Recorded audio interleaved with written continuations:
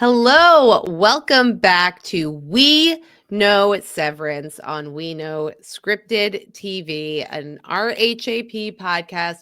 We are back to talk about episode 4 of season 2 of Severance, Woe's Hollow. And Melissa, I made you a snow seal. Oh, should we eat it? Like, I think we might not know if we ever get food again. So we should eat this snow seal. We might get copious meats. That's what I'm hoping. Copious luxury meats. I am Dr. Amanda. I'm your host. I'm joined by Dr. Melissa. Josh is maybe joining us later. I don't know. Maybe his innie or his outie. We'll see what happens. But I think Josh is secretly in outie form currently, but we might, maybe we'll, attempt to drown him and his innie will show up later. I'm ready to fully submerge him in the freezing cold water and see what happens. Wow, Melissa, what an episode to talk about. This 4th episode of the 2nd season, Woe's Hollow. Is this a bottle episode? Yeah, is that this feels like sort of the opposite of a bottle episode, right? Like everything else has been a bottle episode. Yeah, this is nuts. I know that we saw something about this in the trailer. They were just all like outside in the snowy wilderness. And I was like, I don't know what that is, but it feels so distinctly different than everything else we've done up until this point. But it's so wild to me that Lumon was like, yeah, this is a good idea. Let's do that. Let's just like give them free reign to the outdoors in their innie form and everything will be fine. I'm an flabbergasted. Ortbo, Melissa. It's your classic Ortbo. Classic. Yeah. I mean, my work tends to just do like a scavenger hunt or a, fun fact trivia pizza thing. So, this is, you don't do an outdoor retreat and team building occurrence. No, definitely not with like, s'mores and, Oh, they didn't, not even s'mores, just the marshmallows, and they didn't get those. No, yeah, the Kier imprinted marshmallows. Beautiful. Those looked like those kind of high-end bougie marshmallows. I was gonna say they were massive. Like they were. These are some chunky marshmallows. So this is a really exciting episode to get into. I've seen a lot of hype about this episode online and the buildup.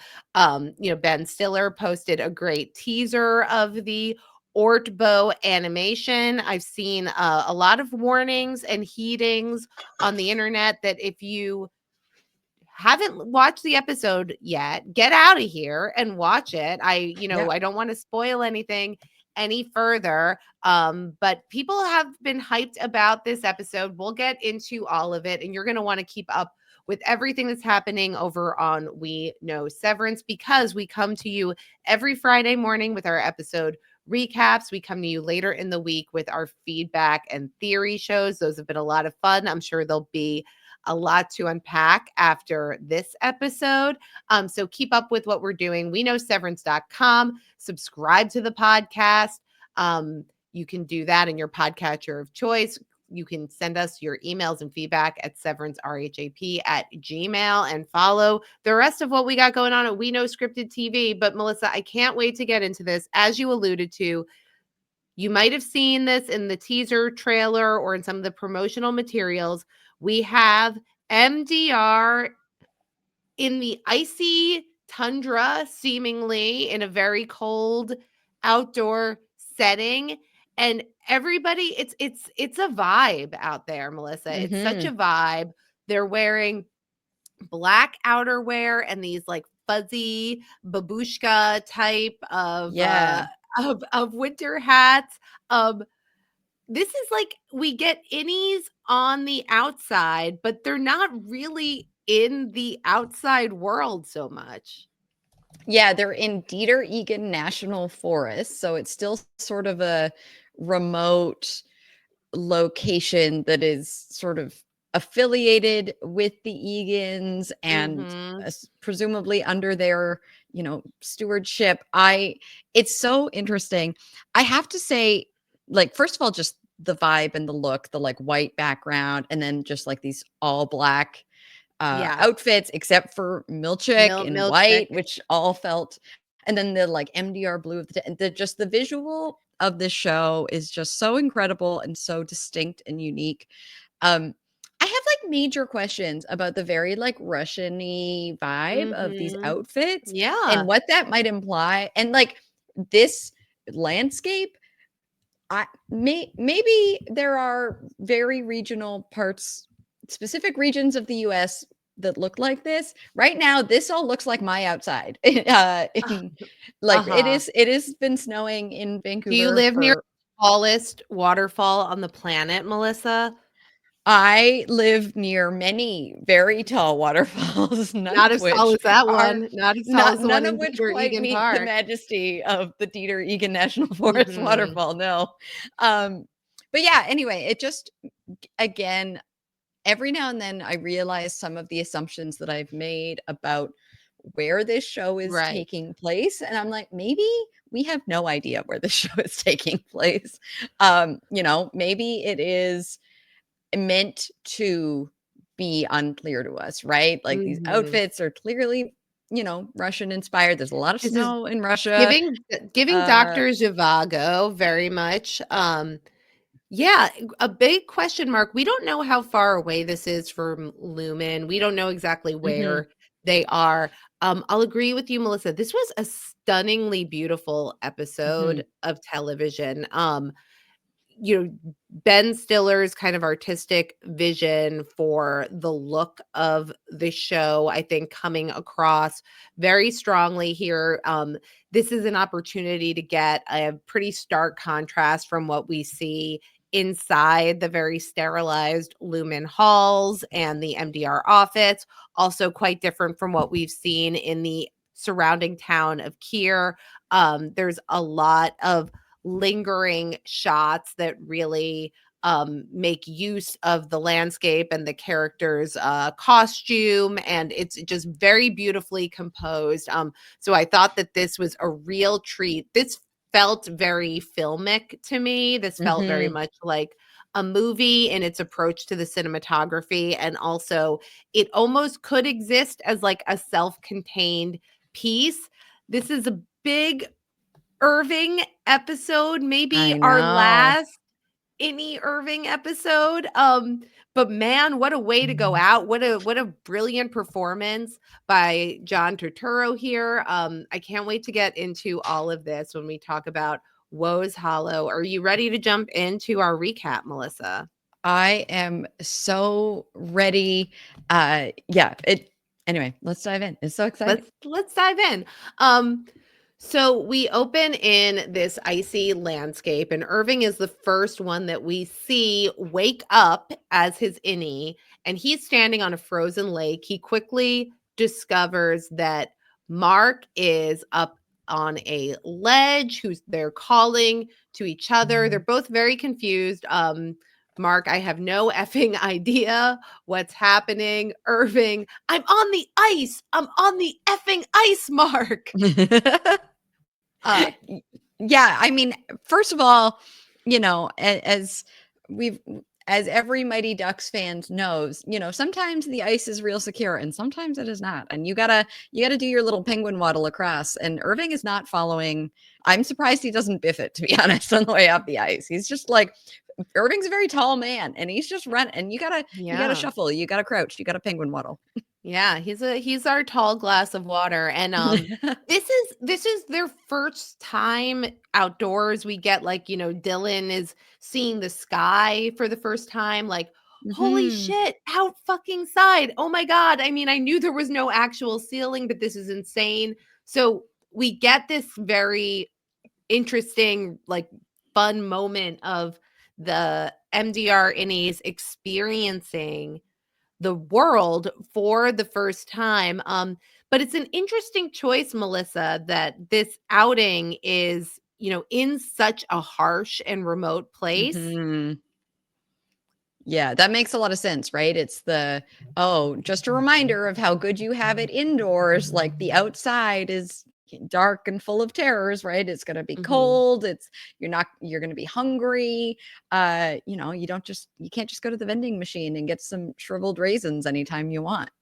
Right. It seems very intentional. And we hear the electric version of the Cure hymn, which I think, the Yeah. Cure hymn is really like it's kind of earworming its way. I think it kind of slaps. So that's playing on a monitor. They walk towards it and they see immediately the a welcome screen with that animation of Kier overlooking a mountain ledge. Maybe it's this mountain ledge, in fact, and Milchick appears on the screen. Good morning, refiners. This is Mr. Milchick from work. I like Yeah. that detail. And I'm thrilled to welcome you to your first ever outdoor retreat and team building occurrence. This Ortbo is in response to your desires to see the outside world. With your innie's blessings, you will spend the next 2 calendar days walking the meadows, thickets, brambles, and brooks that make up the Dieter Egan National Forest. This is an Ortbo, Melissa. Do you think that Lumens had many Ortbos in the past? I can't imagine so, right? It seems to be that this is a response to there's a few options that this is in response to sort of all of the kerfuffle that has been going on in MDR. Um, is there a chance that this is just Helena being like, "Yo, I want a chance to bone. Let's stick us all in Ooh. tents." You know what? I really think that you might be onto something with that, Melissa. It's unclear like what spurred this Ortbo, but I like this I like your theory here. I mean, it's certainly what ends up happening. So Mhm. I don't think that Lumen has done an Ortbo before. I think this is a bespoke solution, particularly for the MDR department, just like we speculated the claymation orientation video Mhm. might have been. Um, but here they are in Dieter Egan National Park. Dieter Egan, a lesser known Egan. Nobody's knows much about Dieter. Some of you may be quietly yearning to learn more. I was. And we find out from Milchick on the screen that the truth you seek lies within the fourth appendix. And this is going to set off this little mission for our 4 refiners to seek out the fourth appendix in the what's the name of this place where they have to go. They're going to go on this quest to find this the Scissors Cave. That's right. It's waiting in Scissors Cave, which is the very same grotto where Kier Egan tamed the 4 tempers. Yeah, what a weirdly like biblical quest. Although it was also I was watching this with my partner. We were like, it's a very D&D episode we've got going on here. Yeah. Like, seek the magic text in the cave of wonders, and you can. Yeah, I it's don't like know. it's very much like what you might do like at what kids might do at a summer camp. It's like get this sort of Mhm. story and the scavenger hunt and it has some lore and you're going to be traveling through this landscape. So like Irving is immediately very skeptical of all of this and he is not down with Mr. Milchick. He says that I wouldn't trust a word out of that mountebank's mouth, not even televisually. Yeah, it's a Um, great point. it's a good point. He's right. Yeah, Irving is Yeah. really onto something. Yeah, And I this do is where love that we I was Mhm. like, this reminds me of a thing that I do on a weekly basis. And Amanda's like, right, like children do all the I'm time. so Just, sorry, Melissa. yeah, no, I'm it's so okay. It's sorry. very funny. That was my point of reference. I Not to know. say there's no judgment there. There's no judgment there at all. Um, Yeah, my kids do a Harry Potter themed camp and a Hunger Games themed summer Yeah, camp, which is yeah, a very unusual theme for children's summer camp because of the dark themes of that series. yeah, But this also has dark themes because they're going to go on the lookout for this book, and they have some help along the way. Melissa, there's these doppelgangers of the yeah. MDR innies. The first one that we see looks like Mark, and he's there in his business attire, just pointing the way to their next station. Yeah, it's so bizarre because it's really first of all, yeah, doppelgangers, just to make more D&D references up in this episode. But like I don't, because if these were just straight up clones, it seems Yeah. like they would be cold. So it seems much more like these are some sort of like illusion, like visual hologram or something. I don't totally get what's going on here, but it's very unsettling and very strange. Yeah, I mean, before we get too further into the episode, this is the episode that comes immediately on the heels of Mark's reintegration, right? Mhm. So that's happened. And now here he is in his innie mode, seemingly like, mostly innie Mark. This does not appear to be an Mhm. integrated Mark. We'll get to a key moment in the episode later. But for the most part, this is like 99.9% innie Mark. So Mhm. actually, my first thought when we saw this Mark doppelganger pointing the way was that Mark was having like a reintegration experience, because we saw Mhm. Petey have that experience of seeing himself outside of himself. So I Mhm. thought that, oh, maybe this is what's happening.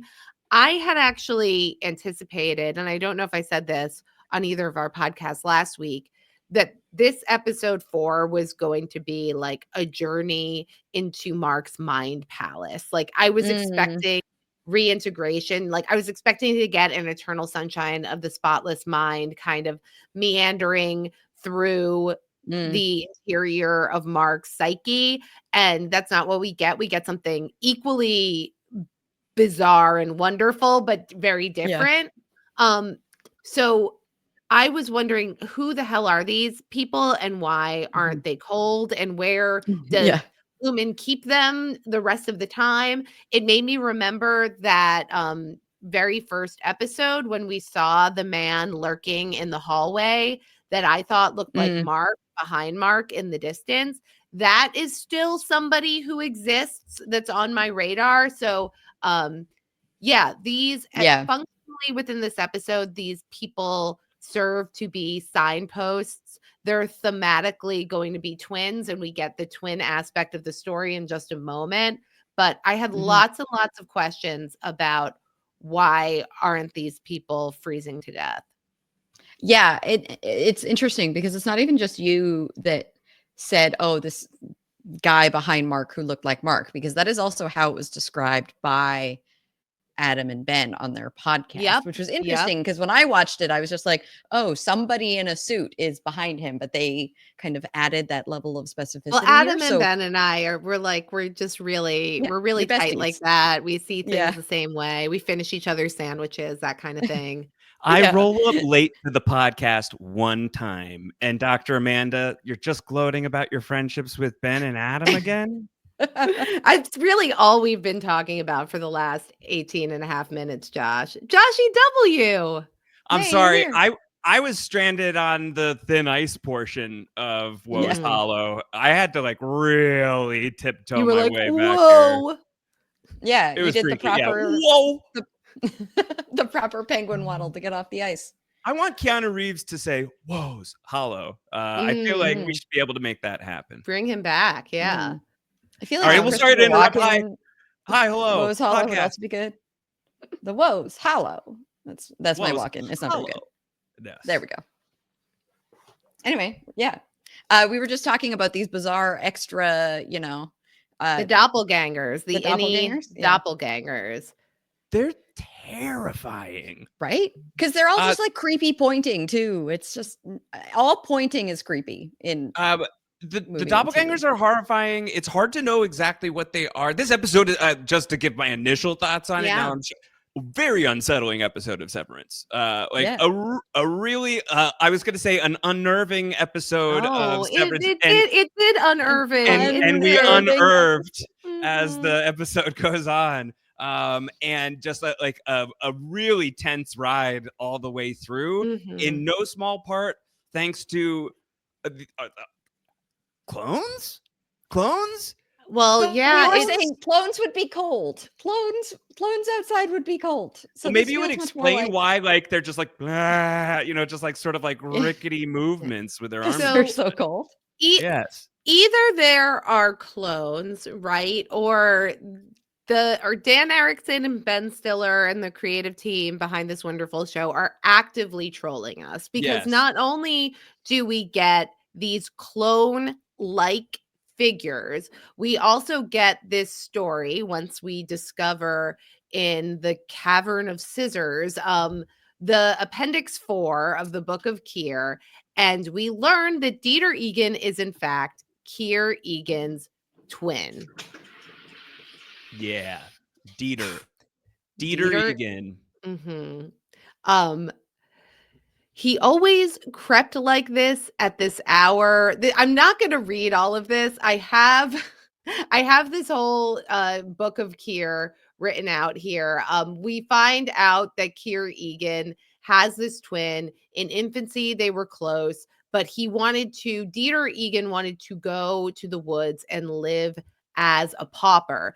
This is interesting. We actually talked about The Prince and the Pauper directly in relationship to the idea that Helena would go and live as Helly. It's like very much a Prince of the Pauper type of plot. So this is a little bit calling her out, but we get this story, and Josh, what's the subtext of this story here? What was Dieter Egan doing concealed by the flora? Well, I think that I'm not sure that I want to like know the answer to that necessarily.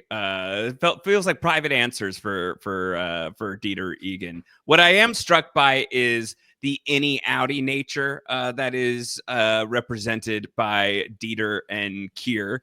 Keir apparently prefers to spend his time indoors, while Dieter wants to be outdoors. So he's definitely the outie of the Egan twins for certain. But the introduction of the idea of Dieter is a really interesting thing on a show that this episode has literal doppelgangers on it, and like is so much about the doubling of the self. So to have that with Keir himself and having that as such like prized, precious information, I think that's the thing that really struck me, is that this is not part of the regular curriculum, right? It's not, right.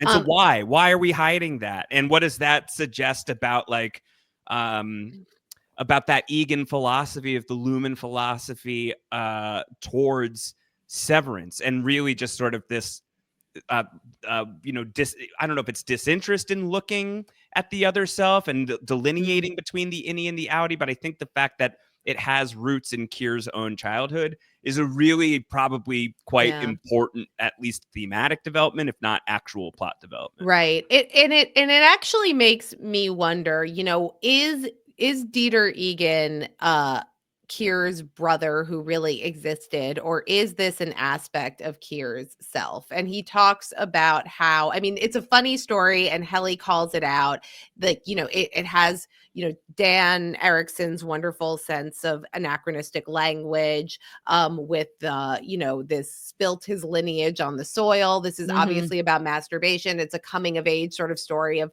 me and my brother, we were close when we were boys. And then as we got older and matured, there was a part of Keir, perhaps, if we imagine that this is Keir talking about conflicting feelings about himself, that became something that he was no longer comfortable with, that this ugly side of puberty or of desire or of unholiness emerged, and that having recognized that, he had to destroy it, right? And we have this idea of taming the tempers, and the tempers are actually represented in a personage. And I'm wondering if Dieter is like a metaphorical twin, the sort of ugly, desirous, animalian side of Keir that he rejected. And we're telling a story of Keir going into the forest, discovering this part of himself, and coming out having rejected it. Yeah, that makes sense to me, because I was also like, I sort of had the two questions of, one, do we think Dieter actually existed? And I think I agree with you, Amanda, that I don't think so. I think it is a metaphor here. But the other question that I had is, was this appendix written like 2 days ago. Like, Yes. how Yeah. Right. old Yes. is this text actually? And or was it crafted perhaps by one author who recently joined my the goodness.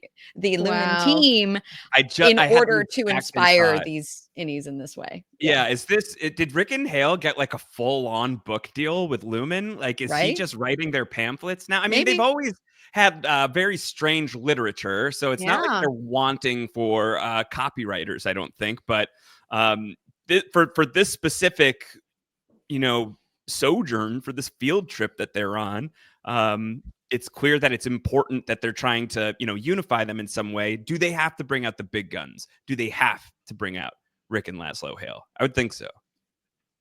That's certainly my guess, but who knows? It's actually really fucking smart. Yeah. True.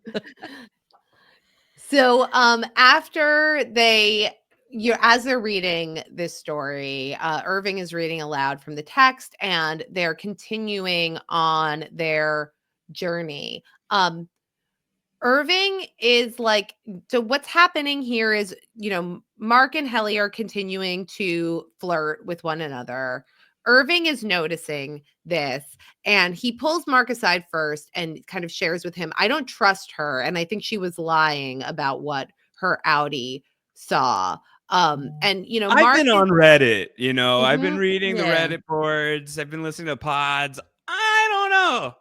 I don't know if this is who she says she is. Yeah. Yeah. Irving's on it.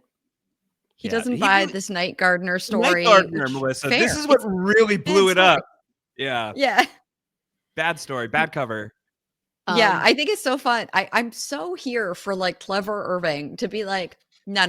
I figured this out. And not only have I figured it out, I am going to take the action necessary to address this situation when nobody else is going to believe me. And He Yeah. said he was going to burn this motherfucker down, right? An Irving without any fucks left to give, but only to burn is a terrifying Irving, it turns out.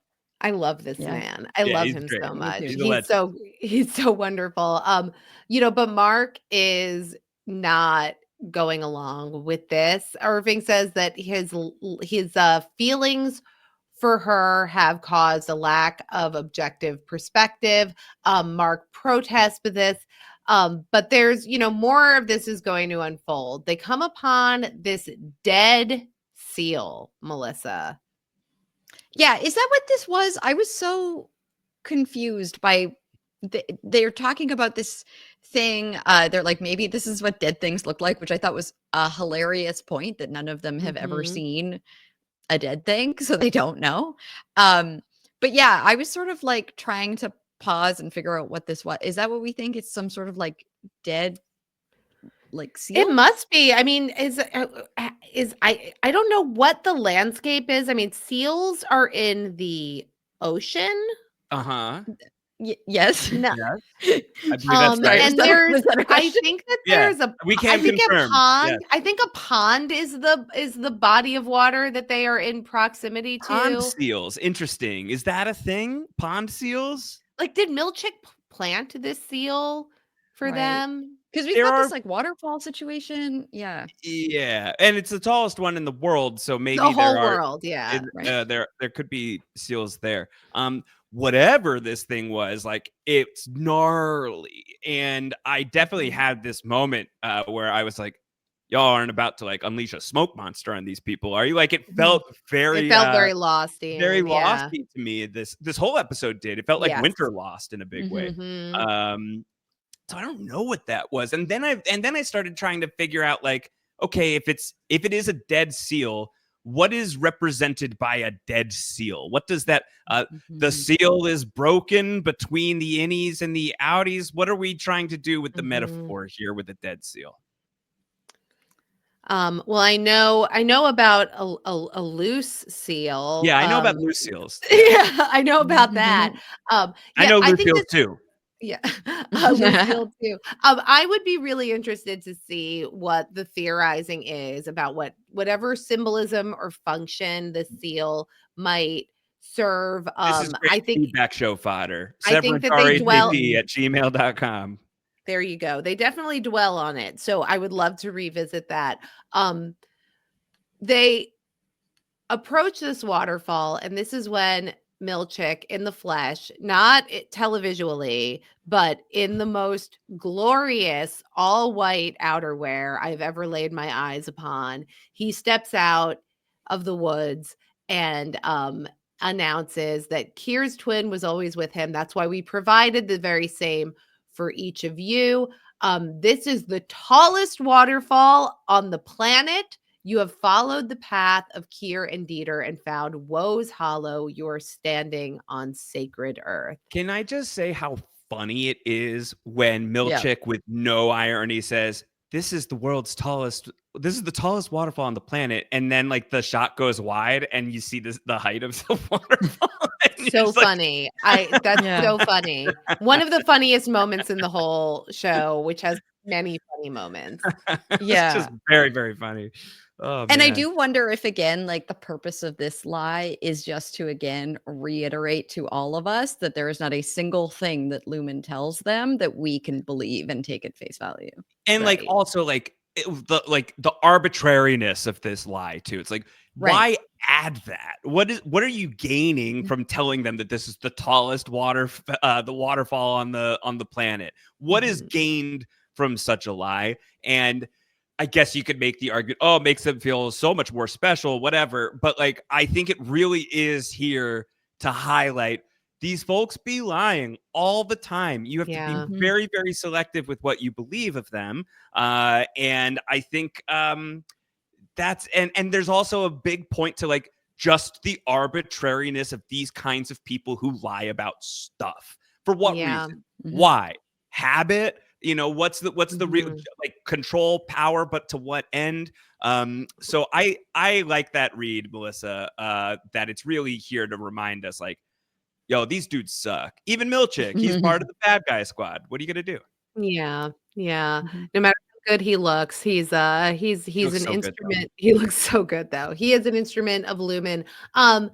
Irving was he was ready to eat that seal. So he's hungry. He's a survivalist. And Irving is, to the point of Lumon lies about everything. He's not taking any of this for granted. Like Irving is ready to live off of the land, eat dead seals. He tells Milchick they're starving. And he jokes that the waterfall's grandeur should satiate them, but he's teasing, of course. Lumon will always protect and provide. And they're going to proceed to Woe's Hollow.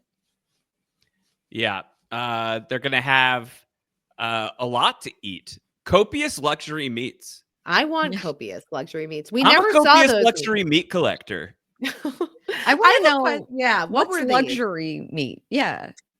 I mean, I could have some ideas. If I was promised copious luxury meats, like I would expect some all the food that triggers my gout. All the food that triggers my gout. Something very rich, exotic. We're not talking like hot dogs over a campfire. But I wouldn't be, but I would venture to guess that Milchick is not providing them with a incredible spread. Like I bet that they had hot dogs. I bet that that's what Lumon calls copious luxury meats, right?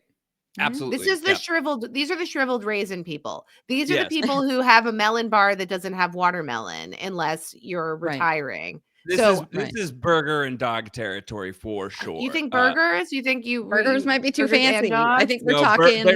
They're doing. We're not even talking all beef hot dogs here. We're talking just whatever is left in that. The cheap, like school cafeteria kind of stuff is what I'm imagining. They're like that's the kind of burger that I think that they're getting. I think like they're getting a burger, they're getting a dog, and that's it. And they're not getting marshmallows. And the only thing that makes me feel like maybe they do actually have, if not copious luxury meats, some luxury meats, is that those marshmallows looked interesting. We covered that, Josh. Yeah, those are gourmet bougie marshmallows. Those are those are the big boys with like the really sharp edges that you get at like a fancy place. What kind of a s'more are you making out of a massive marshmallow? Like I know that Melissa, there were no grams. There were no chocolates. It's just mind-boggling to me that you would go all the way to having a campfire and have and not bring along some chocolatey treats to It's add to your evil. marshmallows. It's evil, Melissa. It's Can wrong. I ask? It is. If you went camping with like friends or loved ones and they brought marshmallow, but they brought no chocolate or like cookie to like turn it into a sandwich, would you get up and leave right away, or would you still stay the night and leave the next morning? Oh man, I mean, as someone who only recently introduced their partner to the concept of s'mores, because this Oh. is what happens That's when right. International Europeans relationship. go International camping. man of mystery. Yeah. I would be flabbergasted because marshmallows are fine. But like the amount of times that I've sat at a campfire and just eaten chocolate and been like, y'all can keep the marshmallows all you want. The chocolate is the best part by far. Even better, if you haven't tried it yet, peanut butter cups in your s'more. In your s'more. That's a really good idea. Just throwing that out there for anybody. Mhm. But yeah, I don't know. I would they would get some sort of talking to at the very least if this is all they brought. That marshmallow being so rectangular, It's it's because they're like fancy. so like I feel like that marshmallow looked like it was primed and ready to go right onto a club cracker. Like that's a club cracker marshmallow for sure. So like it would be bougie nice and s'mores if you cozy want to on go there. there. Yeah. Actually, okay, this is a very strange connection that I am making. So does everyone know the origin of the graham cracker? No, Alexander Graham Melissa. Bell, I believe, So invented the no, graham so I'm ready for story time. So it was because it's the same thing as Kellogg's cereal. So it was this very bland food invented as this like anti-masturbatory like incentive, right? So the idea was that if you ate very Don't flavorless jack it, food, have a cracker. you would Like not that was the deal. you would not have such urges. And here we are on a campground without graham crackers. Where and Mark look what and happens. Helena are gonna go, and Wow. we are at the site of the seed falling on the ground. I'm just This saying, is what happens the when you lack of serve graham crackers marshmallows is very without notable. Yeah. Without getting too lewd, if the plan was to introduce graham crackers to stop lust, it didn't work. No. I mean, yeah, certainly. That didn't. But what an yeah. idea! Google it, folks. Wow. I thought this was very cute the way the innies react to the torches, having never seen fire before. That was crazy too. Yeah. I thought that was a nice little detail. But Irving, so they each have their own personal MDR blue tents. Like this is another one of those like beautiful single They're glamping, frames. by the way. This is very fancy. They had heaters in those tents. That should have been a tell that it was Helena. They had 4-ply bathroom tissue in the outhouse. That's glamping paper. That's glamping paper. That's so many plies. Like I don't know that I've ever heard of 4-ply toilet paper. No, and I'm plies. a person who I will put down money for the right toilet paper because I think that's something worth investing in for certain. 4-ply? My goodness. It does make me think that perhaps the meats were luxurious because the toilet paper. That's why they needed. That's why they needed those extra plies. Actually, that might speak to the not being luxurious meats too. Oh no. Helly comes into Irving's tent and she has, in a gesture of goodwill, made him a snow seal. And she jokes, in case you were hungry. I think Britt Lauer is really, really excellent in this episode. And there's these great moments of confrontation between Helly and Irving. Irving asks her what she really saw during the OTC. And, she says, I told you. Irving insists it's okay. It won't change anything. And this is where Helena, which we can now say, hopefully we can all pronounce it correctly because we've been corrected. But now we can say that this is decisively Helena. She gives him a stern look, and then her eyes narrow, and it becomes this stone cold face that she makes, like recognizing that Irving is on to her. She just says, okay, and leaves. Yeah, that like flash of an angry look was so intense. And I was like, well, if anyone had any doubts before, I certainly don't now. She really overplayed her hand going into the tent, I think. I think that Helena was starting to get a little big for her britches here. I think she really thought that she had completely mastered the art of Heliar. Not quite. And I think like the bigger deal for me, there's a few things with Irving being the guy who pieces this together. I think it's an interesting data point in the thing that we talked about on the feedback show this past week of could Irving be somebody who's already like reintegrating, and like could like some of this be like some outie stuff like coming into the innie and like some level of recognition there. I think though that there is also just such an enormous amount of fidelity and understanding of the Lumon lore that Irving possesses, that if anyone could spot an Egan in the wild, it makes so much sense that it's him. That he would be the one who'd be like, oh, you're exactly like the writings, basically. So it's very satisfying to see him putting it all together, seeing maybe some of his outies like military experience coming into this too. A lot going on. Yeah, I think it's very fun to see this like consistency between innie and outie Irving in terms of the piecing of together. And I was so impressed because at this point I was like, oh, Irving has pieced it together that this isn't Helly, but the fact that later in the episode he will also piece together who Helly's outie is, I was just so impressed by that. I was like, because that's less easy to like puzzle out. I think he follows the logic really well, but anyway, I hadn't realized at this point in the episode that he had also clued into that. And I found it believable, and I think that you know the idea that Irving is the one who eventually uncovers this. I mean, we've talked before about how each of the MDR employees represents a different motivation to be there and to go along with the coercive methods that Lumon uses. And for Irving, it was Irving. It was always this like fervent devotion to belief in the mythology of Kier.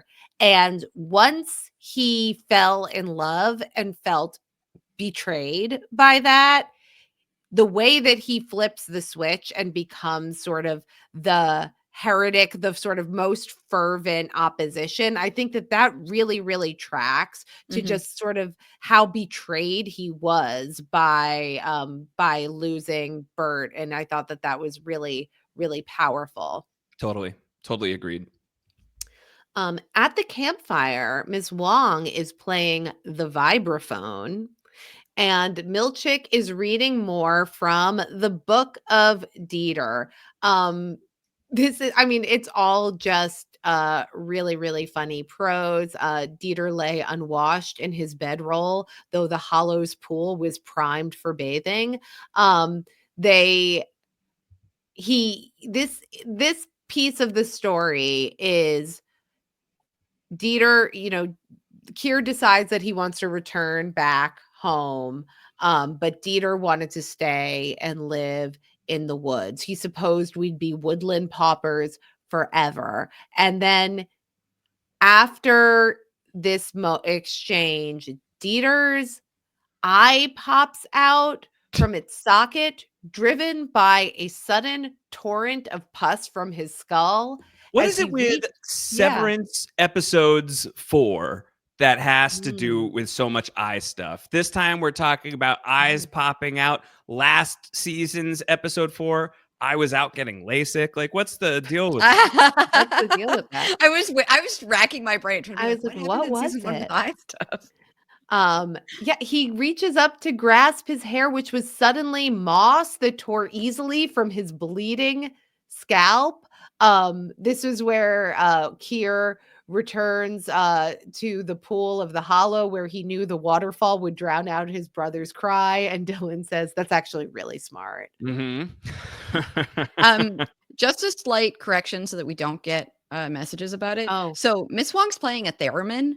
I'm so sorry. No, it's okay. But I just had to point out, which was invented by a Russian physicist, just to like more Russia. Well, and we've something talked in about how here. Gemma, was a scholar of Russian literature. We have like Yeah. this very Dr. Zhivago themed look going on. So I definitely think that is at least in the like lookbook on the inspo board for this season, if it's not Totally. something that's going to be directly tied into the plot. Very interesting.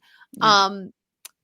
Yeah, this is where Keir first encountered the temper woe. And woe indeed.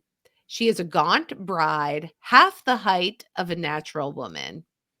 And Milchick shows them the illustration, very much like maybe at a reading circle at the library on Saturday afternoon. Is this illustration AI? If they just put this whole thing together in a weekend, all of the art in here is AI, right? I mean, I was wondering if the UUR bot wrote the Appendix 4 of the Book of Keir. Very Mm. possible. Very possible that You got that's to get Dan Schiffman on the horn and that's find right. out what's going on with that. Get the scoop. So woe is this temper. This is the temper that Keir encounters here. She spoke to him directly from her eyes and said, "This is your doing. You suffered his wantedness. Now he's no one's brother. Only chaos's whore." The end. That's a nice story to read to everybody before bedtime. Yeah. What? This is wild. Yeah. Also, Yeah. probably all just a metaphor for taming your more animalistic side, I guess. I don't know. Is this their version of like scary stories to tell around a campfire? Yeah.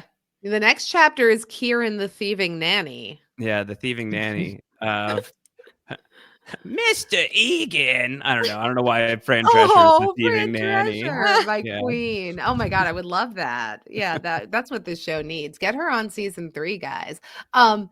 So this is interesting, knowing that this is Helena. She's the one who makes trouble here at the campfire by being giggly when she was supposed to be serious. And we've all been here when the teacher is around and we have our inappropriate reaction. She's the one who calls out that it's a story he saw his brother masturbating and Dieter died because he jerked off in the forest, right? Like Helly kind of comes in and gives us the synopsis.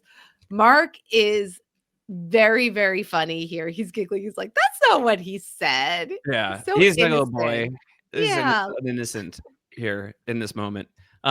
Why so is Helena doing this to how do you do, fellow innies? Like, is that what she's doing here to like make mockery of it? Or is there a piece of Helena that's not as I mean, like, she clearly seems very pro Lumon, right? Helena is down for the cause, for the bad. She's on the side of the anaconda snakes, as I like to say. With that being said, is it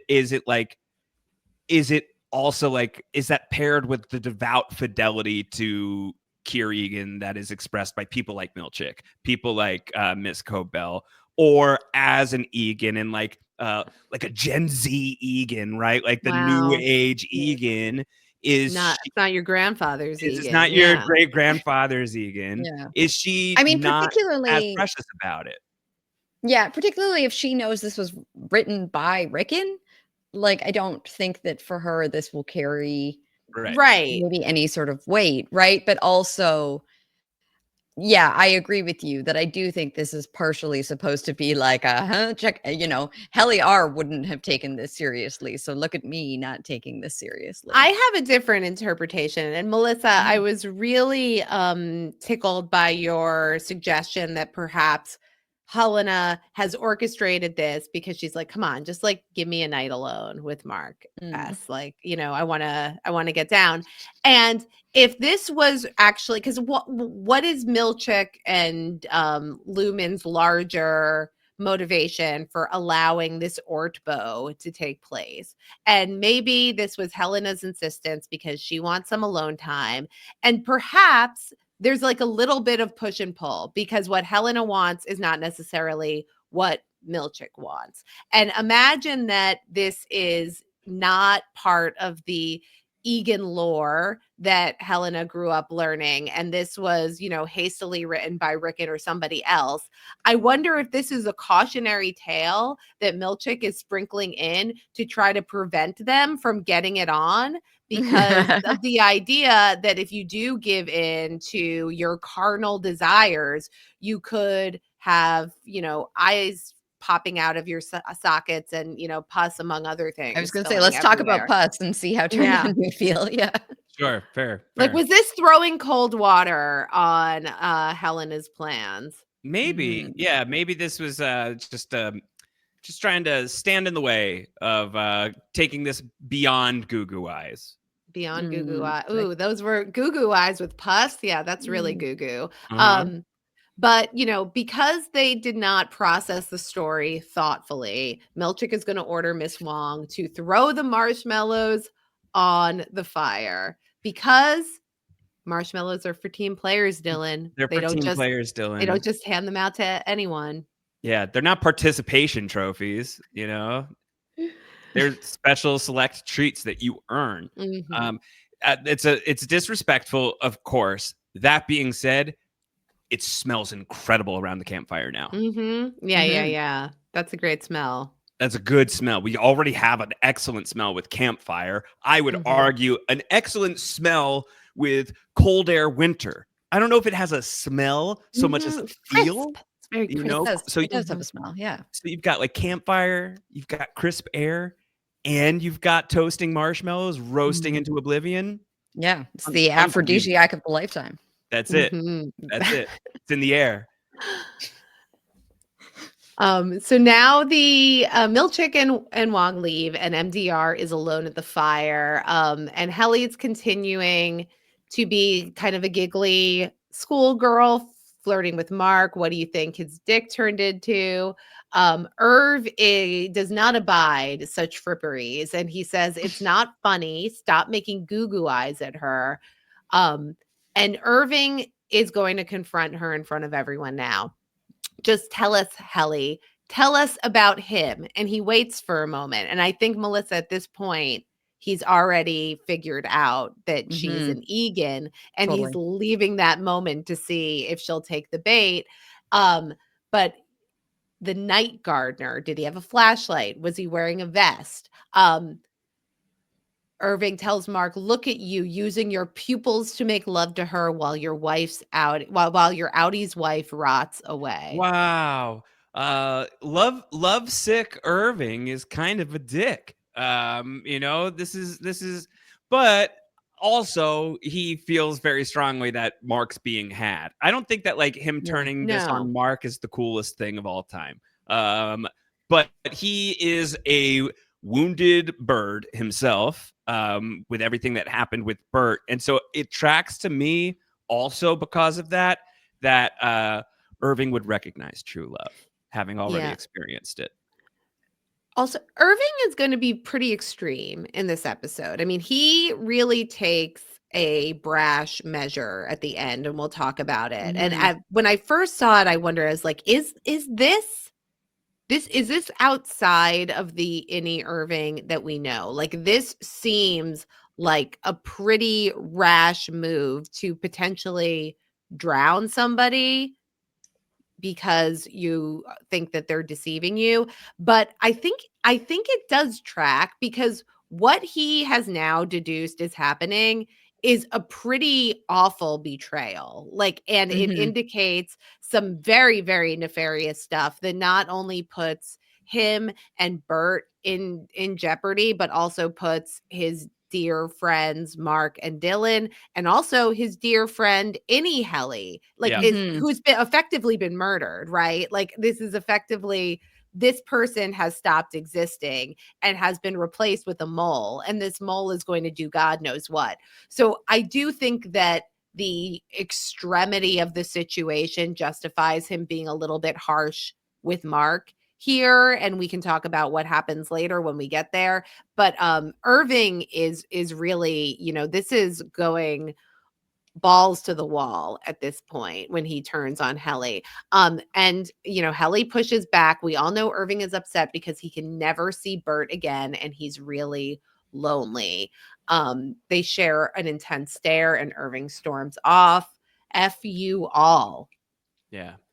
Yeah. Yeah. Honestly, I was on Irving's side this whole. I didn't think he went too hard. Like, I was pretty surprised at Dylan's reaction, to be honest. But I guess that Dylan doesn't have the Dylan's a context that company we man, have. and he's a company man now. He doesn't want to Yeah. jeopardize his sweet, sweet time with Gretchen. I know. Poor Irving. Yeah. So he's a little alone right now. Final night here, at least for a while, probably, if not forever, based on the ending, is a lonely night of the soul for Irving, who goes and like he falls down like a David Lynch rabbit hole for sure. Yeah. Mhm. Yeah. This is a very Lynchian episode for sure. Yeah, Irving's journey is interspersed with what happens in Helly's tent. So maybe we can stick with Irving while we're here. He just goes off into the woods by himself. He seems to get lost and be concerned pretty quickly because he's calling for Milchick and Wong. He lies down to sleep on a rock. At first, I thought this might have been the dead seal that he puts his head Yeah, I on. thought so too. But I think when I looked more closely, I do think he just falls asleep on a rock. And in his dream, and we can immediately recognize that this is a dream because he's wearing his business suit and not his outerwear. He walks towards a cubicle station in the woods, and we see the classic MDR workstation monitor with the refining screen up. It has a white background instead of the black background. He sits down to work, and a hand pulls down the cubicle divider, and it's Bert. Irving looks over to another workstation, and it's that gaunt bride, half the size of a natural woman. Whoa, from the story. Nope. No, thanks. You're No, out on this? Zalo. I'm out on whoa. No whoa. Yeah. Whoa. She's No terrifying. whoa. Please. No more whoa. Terrifying. Could be like a spin-off series. This is a serial killer. Whoa. She stalks your dreams. She's Freddy Krueger adjacent. Don't like this at all. Is this one of like those like subconscious tells for Irving? Because from his perspective, I believe Woe is sitting where Helly would be sitting normally in the office. I think. I'm not 100% sure on that. But is this like sort of like pieces clicking, you're an Egan? Is this how he's like sort of like conjuring it through the dreamscape? Yeah. There's so much going on in the scene too that I'm very curious to like get some feedback around, like the moths being attracted to the light of the screen. And then the obviously the Bert and then the Woe doll. I also noticed he's working on the Montauk file, which I thought, just to check that out. Made me think of Eternal Sunshine of the Spotless Mind. Meet me in Montauk. Yeah, the numbers start swirling and forming. Are all files going to be like Long Island on adjacent? Long Island? They're all going to be places that you've been, Josh. That's the theme. It's about you. It's the LASIK surgery. And speaking of the LASIK, the numbers swirl and they actually create an eye. Did you notice that? I did notice that. I never miss an eye. Yeah. So I don't know. But yeah, there's a lot loaded into here. And the first pass through, I was just sort of like taken by the surreality of the imagery. On the second time through, I think it's a very compelling notion to me that this is like that internal moment for Irving of like, trust your gut. She is who you think she is. Or even some sort of feeling of impending woe, right? Like, Woe has been your companion. Bert and Woe have been your companion the last little while. And they will be the people who kind of see you out as well. So like he gets to spend his we should also observe, I believe, the first time the innies are experiencing sleep.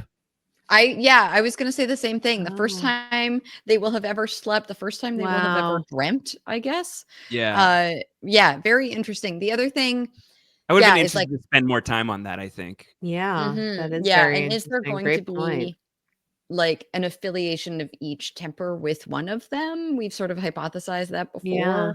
before. But yeah, are they each gonna, over the course of the season, see a different temper? And then the fact that there's like a physical embodiment to this temper is strange. I know we've like seen it in the painting, but I didn't really realize that there was going to be like a physical version of it, that it wasn't just like again, the painting being a metaphor for the tempers, but they were actually sort of associated with these forms. Yeah. So I can't wait for more in our theory and feedback show to talk about the significance of woe in particular in relationship to Irving, in relationship to the events of this episode and where we go from here. But now we will leave woe and we will move on to baby goats. Baby goats, which as we all know is code for sex with Mark S. Yeah. Yeah. The first thing I wanted to shout out about this whole thing is the heat lamp in the tent. Yeah. And the like reddy color tones of this scene that we've It's always giving testing room hallway. I was thinking a lot of, we've talked before about the colors of like the blues and the greens, the very colder tones being associated with the severed floor, and then the reddy colors being more associated with things like the cover of the UUR, things outside of the Severance world. So yeah, anyway, I just thought it was very interesting that like we have these scenes with Irving that are very muted, very dark, and then you know, Mark and Helly or Mark and Helena are red hot in there. Are red hot. Yeah. Yeah, this show is so meticulous and intentional with its visual style. I noticed it too, Melissa, and I thought it reminded me of the testing hall light and like this kind of, you're going towards something that is potentially scary. But this is when Mark and Helly are going to, or Helena rather, are going to consummate the relationship. You know, Helly admits that she was mean to Irving. Mark tells her he kind of deserved it. I can make goo goo eyes at anyone I want. She apologizes for distracting him from looking for his wife. They smile, they kiss, they become intimate. There's a little bit more like post coital where Helly says, I didn't like who I was on the outside. I was ashamed. Mark starts to ask who she is, but then says that he doesn't care. He only cares who she is with him. That's all. And then we get the Gemma flashback. I want to unpack that, but I'm curious to hear both of your thoughts on, is this a repentant Helena who's really bonding with Mark and is sincerely saying that she doesn't like who she is out there, and now getting to know these people, maybe she's evolving and having a change of heart? Or is this more just lying and manipulation because she wants to get what she wants?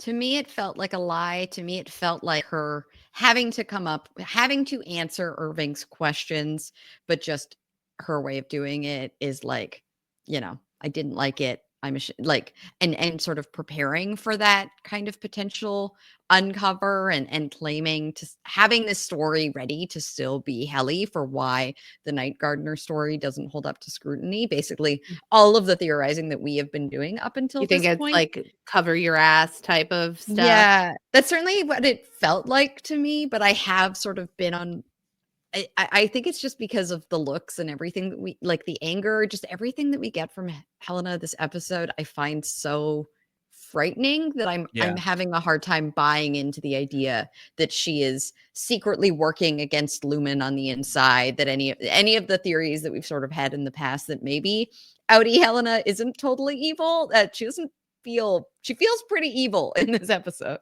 Yeah, I mean, like, I like to go as far as like, is she evil? I don't know, because I feel like we just don't know her well enough. But I think we know her well enough to feel like really repulsed by this whole scenario. And I think that we know her well enough to know that she's been stone cold, not just to other people like Miss Cobell in her takedown of Miss Cobell, but stone cold to herself. Every time Helly tried to resign last season, the responses were hardcore. She lies with very little trouble. She just was undercover for 4 freaking episodes here. But even beyond that, in episode 2, when she tapes her retraction of what she said, she was on a bad topical ointment, right? Yeah. And it caused her to make some funny remarks that she doesn't believe. So I don't feel like she's withheld Helly from existence for all this time. Like, there's just so many flags on the field around Helena that I am not yet at a place where I feel like giving her the benefit of the doubt. That's not to say that the show can't get us there. Yeah. A lot of shows have had characters that are anti-heroic that then skew closer towards like heroism prime by the end of the run, that have had like a steeper hill to climb than they have with Helena right now. Helena is like for me, still in a very like steep part of that hill to climb to get her to a place where like I can imagine getting, developing some empathy and care for that character.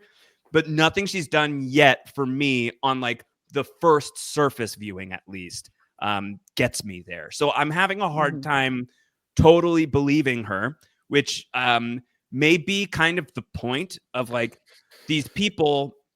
Succession did such a good job of this, right? If you liked Succession, one of the secret, superpowers of Succession was testing your ability to empathize with the worst people on the planet, like the people who are like making it impossible to live on Earth through all of like their pettiness and their greed and all of that. If Severance is going to pull the same magic trick, like they can do that with Helena, it's possible.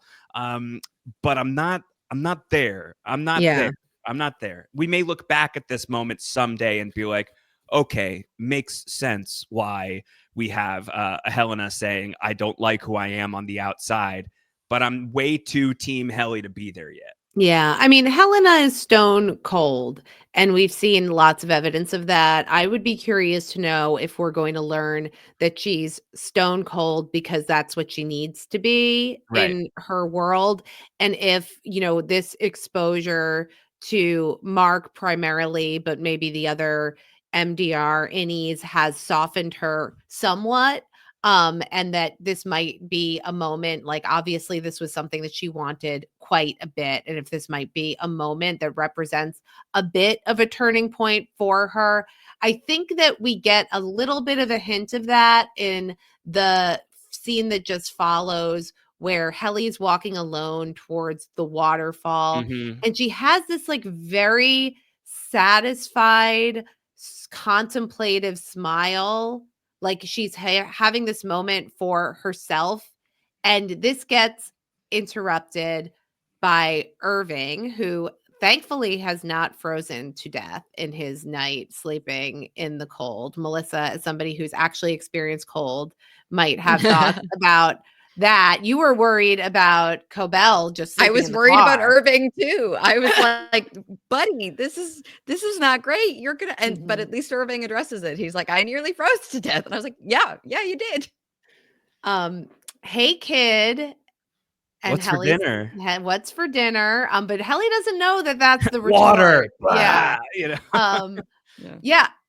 Irv asks what she's doing. And what you said to me last night was cruel. Helly was never cruel. Never cruel. So if you're not her, then who are you? And who would have the power to send their outie to the severed floor? He grabs her. He starts calling for Milchick. And then everyone runs over to hearing the screams. And he takes her to the pool. Turn her back, Mr. Milchick. She's an outie. He plunges her head into the water. She's an effing mole. I'm going to kill her, Mr. Milchick. She's not Helly. She's an Egan. And then Helena shouts, do it, Seth. And the way that Irving says, yes, do it, Seth. Like the way, do it, Seth. The way he savors that first name in his mouth, really chews on that. It's just, Brilliant work from John Turturro. He plunges her into the water again, and Milchick finally makes a call. Remove the Glasgow block now. We hear the ding, and we see under the water Helena transform to Helly while submerged. Irving pulls her out and lovingly cradles her. I'm sorry. I'm so sorry, Helly. It's such a good scene. Yeah. It's an unbelievable performance from both Turturro and Lauer here. I think obviously one of them literally transforms, and so like going from Helena to Helly, when you see that happen, like now it's like really clear. Okay, that's Helly, right? Like like okay, I should have known all along. But there isn't the literal switch flipped for Irving, at least not yet in this moment. But he also becomes a totally different person the moment that it's Helly, right? And I just thought that was really beautifully conveyed. That he was like, he was trying to like summon his friend back to life. Like, stop holding my friend hostage. What are you doing? Yeah. This is a masterpiece of an episode of television. And if it only exists outside of the context of everything else in this season to bring us to this incredible scene where Should we there's say it at so the same time? Dianu. I mean, there's so much tension between these two characters. There's so much drama. It works. It works within the story. It also, I feel like it could be a self-contained unit. It's an example of this thing that I think Severance is having so much fun with figuring out what are the things we can only do in a show where each character is two different parts of a person. It's exploring all of those possibilities. I thought this was just stunning, top to bottom. And you know, this is not going to work for Mr. Seth Milchick. No. What did he say? What was the crime that he committed? He says, you have threatened collegial murder in the pond of Woe's Hollow. For this, there can be no penalty but immediate and permanent dismissal. There shall be no formal valediction, catered or otherwise. Wow. Your outie will be notified forthwith. First of all, it sucks that there are uncatered valedictions. The no dinner valedictions are the worst valedictions. Oh my gosh, I hate those. Yeah. Not even close. Collegial murder in the pond of Woe's Hollow. Immediate extermination is the penalty for that. I feel so horrible in this scene, but Irving feels like a job well done. Like, I don't think like Irving doesn't get up. Yeah. He walks away from this head held high, looking Seth right in the eye, cheerfully calling up to Dylan. Just remember, hang in there. And I'm thinking like the cat hang in there. That's what. Yes. Yeah. You know. Yeah. But he's not allowed to talk any more than that. I really was feeling like the post torch snuffing tribal council when you're not allowed to say anything. It's like, nope, you've been voted out. You can't say anything to the jury. They get to say it all the time now. You know, they really breaking all the rules. They keep on there. They yap away. There's another beautiful frame with Irving in his all black and Milchick in his all white, standing face to face against this stark winter landscape. Milchick orders to walk into the forest. And he takes a last look at his friends. We get more of this, really, really grim sort of corporate speak when you're terminated from a position. Your workspace will be cleared and any personal items discarded. Your file, including any and all professional interactions and personal relations, will be purged and destroyed. It will be as if you, Irving B., never existed or drew a single breath on this earth. May Kyr's mercy follow you into the eternal dark. Melissa, have we ever seen Milchick this pissed before? I don't think so. And like Dylan bit him on the shoulder. So this is this is clearly another level, but the like stoicism of Irving in this moment that he sort of, I think he knew this is what was going to happen. And this was the sacrifice that he was willing to make to get Helly back and to wake up the others who he saw being like drawn back in by all of Lumon's tricks, to show them like, no, wake up. This is intense. You are being played and you are falling right back into their hands. And I have been awoken and I see the light here. And this like self-sacrifice that is going on here, I thought was just so beautiful. And the way that it's played, where he just seems very accepting of what Milchek is saying. And like, oh, it's heartbreaking. I really hope this isn't the end of Innie Irving. I don't think it is. I feel like, I mean, I don't know. Yeah. Right. We can talk more about that in the feedback show. I mean, I feel like I can't wait to get to know more of outie Irving. And like, and thinking about, this is the show where you can kill a beloved character and it can have all of the gravitas and all of the weight of that moment. But then we still get John Turturro playing Irving and like a whole different thing. So that's very cool. Yeah. This is his heroic moment. Dylan had the we are moment where he was an absolute hero. And this is Innie Irving making this ultimate sacrifice, doing this thing to preserve the safety and the life of his friends. He does it for Helly. He ends up jeopardizing Helena for Helly. I thought that this was just a credible, like the Zolly out with Irving's face as he peacefully closes his eyes and it fades to black. Yeah. It's such a poetic and beautiful ending for this character's story. As much as I don't want to say goodbye to him, I think that this is like so powerful that if we have to, I think this is the way to do it. That was what I was thinking. Yeah. Go for it, Melissa. Oh, I was just going to say that we sort of predicted this at the end of season 1, right? We talked about, we were expecting some sort of big moment from Irving.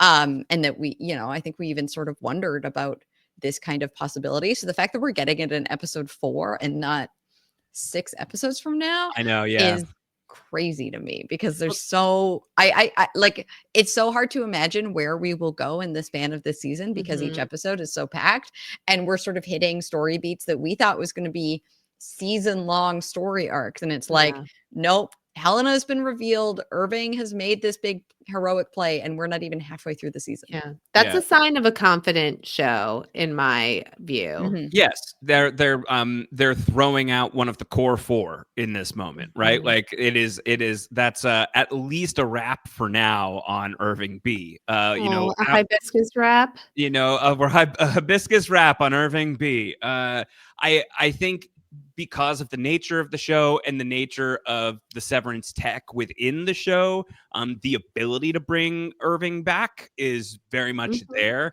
The ability to keep John Turturro on the show is absolutely here. To explore a different side of him is a really intriguing prospect. And I hope that we get to do that. I would really be so sad to never see Irving with the crew ever again. So that I really hope that we're able to get there someday, but it's a little hard to imagine exactly how we get there quickly, first of all. And then it also does strike me that if it never happens, that's because these shows got to have, stakes. There's got to be consequences. Yeah. And there's ways to do that on, I mean, so many shows just lean on death as like a shock factor utensil, right? Like something that can just like unsettle the rhythm of the show. So we're going to kill the character off and now no one is safe. And what's great about this show is they can do that without literally killing the character. So I think that this is like a really intelligent use of the fact that this incredible cast of actors, the vast majority of them at the very least, have the ability to play 2 different characters while, being the same person ostensibly. So I think that this was a really smart way of doing it. We saw like a man get retired in Bert, and a catered valediction in that case. Now we get to see like, what does it look like to get fired at Lumon, right? This is what it looks like to get fired. And so in the ongoing metaphor of Severance posing as not posing, but posing to us this conflict between the worker and the man. This Mhm. fight against the ways in which capitalism takes such root in our society, and money and power drives everything. That to have a firing stand in for like some form of like a firing squad is just Yeah. really smart. Like even like the way that like Milchick orders the quote unquote execution is like, go for the headshot. It's like go, like he's like Yeah. talking like the SWAT sniper. And There's a Trammell Tillman violence to it. It's a is violent violent, scene. yeah. Yeah. And Trammell Tillman is so excellent in this scene, and that final speech is so chilling. And I think that one of the things tonally that makes Severance so special is the way that it has this like it weaves this corporate work speak into something that is also like very almost biblical and very like it sort of unearths the brutality that's sort of inherent in like some of the language and the culture. It sort of brings that to the surface, and I think that this is a absolutely incredible example of that. This was a great episode. I don't maybe this is my favorite episode of the season. Whoa indeed. Whoa. Mhm. I think that I told Melissa, like, or as I said earlier, that I was expecting something very different from the moment immediately following Mark's reintegration. So I feel like we still have a little bit of a hanging thread about Yeah, what. we barely talked about it, but there is the moment in the tent where like he sees Gemma where he Yeah. should be seeing Helly. So like that's the furthest we're advancing the Mhm. Mark's reintegration stuff. So that's an ongoing process, clearly, that for whatever reason, Mark Scout was like down to agree to the field trip in the first place while he's in the middle of all that stuff. Yeah. So that kind of reflects interestingly on the state of reintegration for him, Right. potentially. And also I think raises the question of like, the outies gave permission to do this. What did that actually Yeah, I look know. like, Yeah. right? With like all we know about Lumon is that they always lie. So lots of stuff for us to dig into when we come back to our theories and feedback show. Which we're Yeah. going to do in just a couple of days. And if you want to get feedback in, there are plenty of ways to do that. You can email us, severance, RHAP, @gmail.com. I'm already looking at a healthy amount of feedback in the inbox right now. Mm. So we're going to have a fun theories and feedback show. So that's severance, RHAP, @gmail.com. You can hit us all up on the social medias wherever we are. I'm at Round Howard. Melissa, where are you? Where can people find ye? Melissa Woodward 28 or Whirlwind Pods. Check out Whirlwind Podcast for everything we're doing over there. And Amanda? I am at Dr. Amanda R on the Blue Sky. And I did get to post something very, very fun this week. I was attending an academic talk about language Mhm. rehabilitation post-stroke. And somebody, honest to goodness, put up a slide that looked exactly like what we saw Ragabi looking at with Mark's reintegration. We had the 5 EEG bands. We had the in phase and out of phase activity. So lots of fun stuff happening at Blue Sky. Hit me up over there. Brain stuff, cool brain shit. So those are the ways, all of the various social platforms, and of course the email, severancerhap @gmail.com. Make sure you're subscribed to the podcast. WeKnowSeverance.com will show you all of the ways to do that. You can also just search for We Know Severance wherever you get your podcasts. Feedback and Theories show coming next time on the We Know Severance podcast. Bye.